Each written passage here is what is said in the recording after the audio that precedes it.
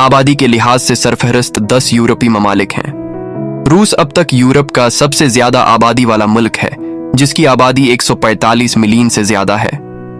Germany, बर्तानिया, France और Italy 4 सबसे ज्यादा आबादी वाले ममालिक हैं, जिनमें से हर एक की आबादी 60 मिलियन से ज्यादा है।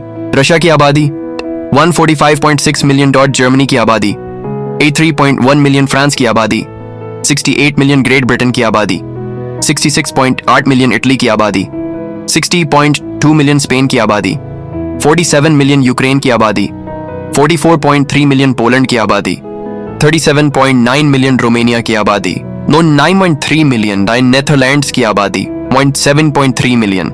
रकबे के लिहाज से सरफहरिस्त 10 यूरोपीय ममालिक। रूस आबादी और रकबा दोनों लिहाज से यूरोप का सबसे बड़ा मुल्क है। यूक्रेन यूरोप का दूसरा बड़ा मुल्क है, उसके बाद फ्रांस, स्पेन और स्वीडन है।